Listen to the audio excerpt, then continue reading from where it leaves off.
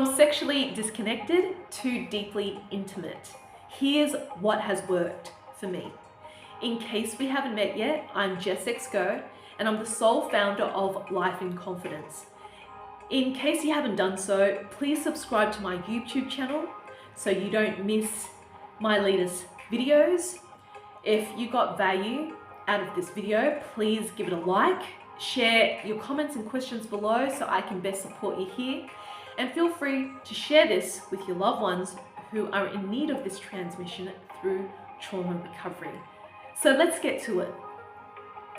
I'm purely just sharing this from a woman's perspective because these are just my personal experiences to support any woman out there, and perhaps another brother, how you can reignite your sacred connection with your sexual life force energy and to explore that with your beloved. So I hear it all the time that women struggle to keep up with men when it comes to sex, and that over time through age it decreases their sexual desire and appetite for sex. And so I noticed this was showing up in our relationship, and especially being in long distance where there is a lack of regular physical and sexual connection, it can be quite tough. And it's easy for me to put that attention and redirect that into my career, making me a lot more masculine than what I should be. And so how can, let's say, a masculine, independent woman can be more sensual, soften more in her feminine sensual essence, to then be more open to receiving erotic play? It doesn't necessarily need to be sexual intercourse. However, it can lead to that path. And so I'm here to share with you what has worked for me and my beloved. And I noticed this was a concern and frustration for him. And I noticed for me, this doesn't seem normal to feel this way, to not have that sexual appetite and desire.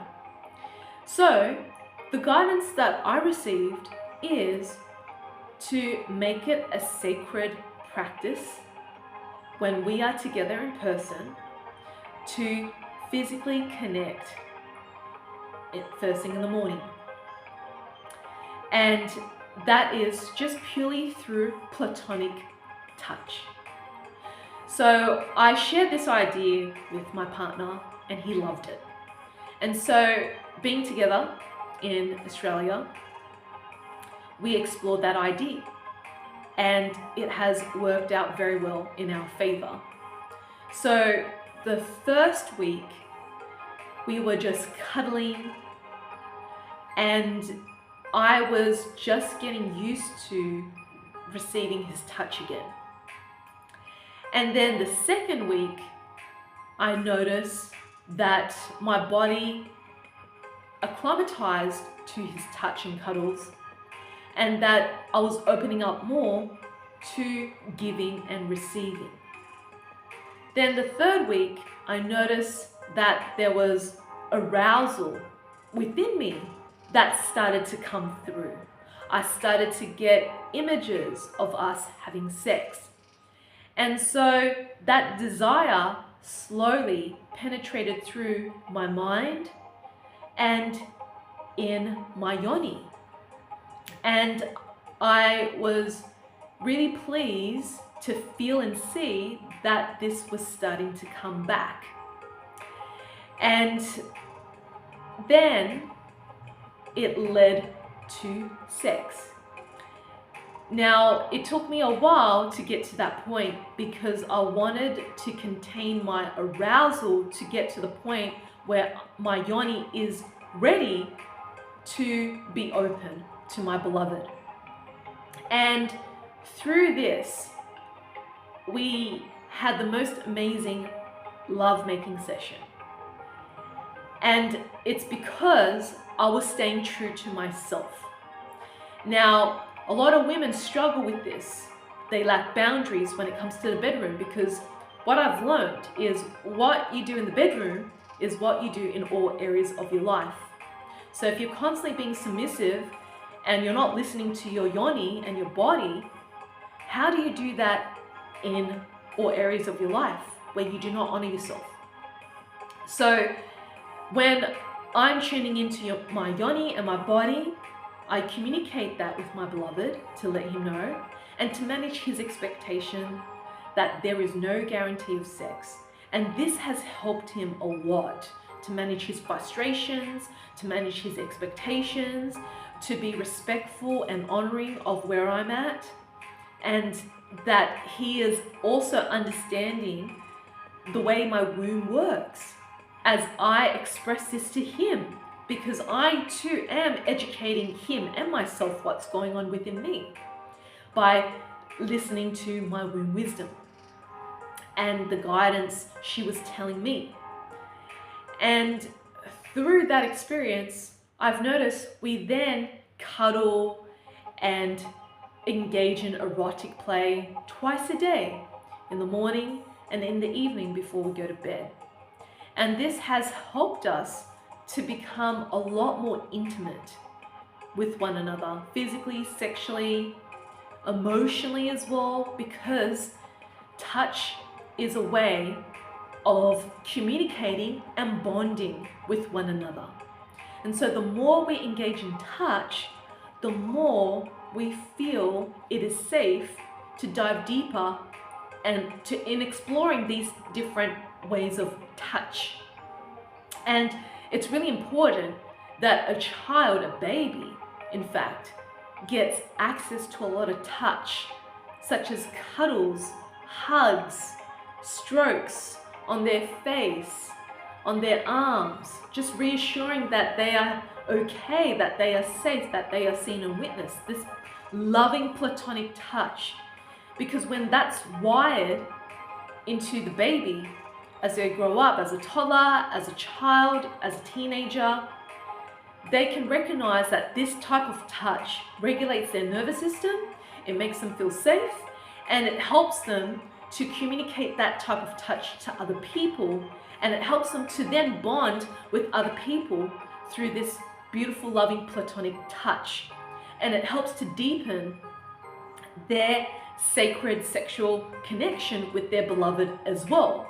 Because for myself, from my experiences in my upbringing, especially being raised in a cold Asian family culture, touch was non-existent. We don't hug each other. We don't kiss one another on the cheek. The warmth is not there. It's all about, having a career, a university degree, a roof over your head, a car. It's all about the material. And I'm sure many cultures can resonate with this. And so touch doesn't seem like it's a priority or even appropriate. And so we have lost that connection in how we can bond and communicate in a safe and sacred way. And so growing up, it was very confusing for me what sex and touch is like. And so I would find myself being addicted to sex, having no boundaries in sex, and being used in sex because I wasn't taught what are the boundaries with touch. What is a good touch? What is abusive? And it's really important that we too know for ourselves what makes us feel safe when it comes to touch. And if we have children, to educate and share that bonding of touch through communication and love and making touch sacred and honorable. So I really hope that this simple thing of just cuddling, maybe it doesn't have to be with your partner, it could be with your children or your parents or your siblings or your friends. Perhaps this is a way that you can deepen your connection with others. But to do that, we need to do that for ourselves first. And for me, I realized that I lost connection with my feminine essence. And so I had to make myself feel special before I can recognize how it feels like to feel special by another person, by my beloved. And so I started to pay attention more to my temple, my beauty, the way I dress, and the way I appear and operate, and find more ways how I can soften more, how I can be more feminine, and how I can explore and play with these frequencies in the way I interact with people. But most importantly, the way I interact with myself. And so this has what worked in reigniting my sexual chemistry. So just a few key takeaways is, first of all, know what is the type of touch that makes you feel safe in the bedroom, what is sensual for you, that is arousing for you. So get clear around that. Then express that with your partner, and to manage expectations, which is really important. There's no guarantee of sex. It makes a big difference when you say that when you're engaging in erotic play. And when there is no attachment, no expectations to sex, you'd be surprised. You might end up having sex anyways, and it would be a pleasant surprise for your partner as well. And the third thing is, how can you engage with touch daily? How can you normalize touch for that to regulate your nervous system, especially if you experience a lot of trauma like myself, where touch was very foreign? How can you regulate your nervous system more with touch? Maybe it's holding yourself. Maybe it's doing some havening techniques. Maybe it's just stroking your face softly. Just noticing the sensations when you touch yourself, right? Just softly and gently. And also asking for hugs. Notice how it makes you feel. How long can you hold on to a hug rather than being the first person to letting go of a hug? So these three key things can really help you ignite your sexual desire. And when you connect more with your body, with your temple, and putting more love into your aesthetics and how your body feels, you will notice that sexual arousal will start to come online as well. So if you feel the call to dive deeper into this, I am running my Magnetic Women workshop and retreats just for women to tap and embrace and embody their cyclical nature, to live their best life, to use their sacral sexual energy, to live in flow and grace. I am also running my conscious relationship workshop and retreats for men and women, how we can relate one another, understand our differences, how to consciously make love to one another, whether we're dating or we're in a relationship, and to make lovemaking as a sacred ceremony, and to process and heal our traumas from our current partners and past lovers so we can show up for love fully. I'm also running my Transforming Trauma weekend workshop and retreat as well. If you are ready to disarm and let go of anything that's in the way for you in loving yourself and owning your self-worth, by clearing the traumas through our childhood, our ancestors, and if it's needed, dark past lives, I will know for myself if it's needed for you, and how to feel safe in your body through body work, grounding rituals that you can take away with you at home, and emotional release techniques to regulate your system. So you can learn more about these workshops in the link in the video description. And if you like to have a taster of my work, you can join me for my Winter Solstice Ancestral Trauma Clearing Circle. You can choose to attend live or to watch the replay for a month to clear the lineages, any curses, spells, burdens that we're carrying from our mother and father lines. And burning some soul contracts there. This is quite a potent portal to dive into, especially if you want to have a taste of what my work is about.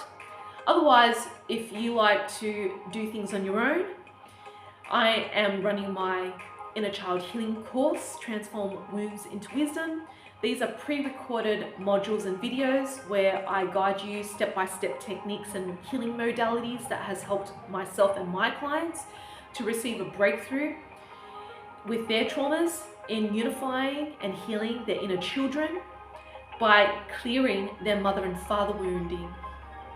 And you can watch this at your own pace, ideally one module a week for 6 weeks, and then you can watch it at any point in time. It will teach you how to regulate your nervous system as well through the rituals that I share from Transforming Trauma and Conscious Relationship workshops and retreats. In case you can't attend, you can get access to that through my inner child healing course. And you can ask questions and share anything that's showing up for you inside the course, which is super private. It's not on any social media or messaging app groups. It's in a private software, so no one can see your answers other than paying members to that course and myself. So you can click on the link to learn more about that and to enroll. And lastly, if you prefer to work with me privately, I do run face-to-face, one-to-one, 1 day or 2 day trauma recovery retreats that is tailored to your goals and your needs and concerns. And that comes with 1 month WhatsApp or Telegram support to help you to keep going forward into the right direction with clarity and guidance.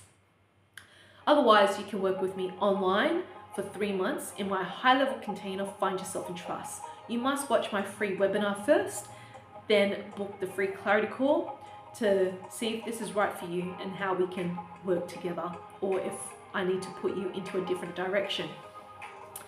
So you can find all of these links below, so feel free to check it out. And my love, please know that your sexual energy is not just purely just for lovemaking or for pleasure. It is there for you to access, to activate your creativity, to sustain your life force energy, to complete projects and goals, and to birth new ones as well, and to birth children. Your sacral energy is so important because it's what gets you to keep going on day by day in your life. It's really important that we spend some time to connect with ourselves sexually, sensually, physically, somatically, so we can contain and manage our body through our energy to regulate our nervous system and to feel the bliss of life from within. So there you have it, my love. May this transmission serve you, and may you set yourself free by cultivating and nurturing and protecting, as well as honoring, your beautiful life force energy.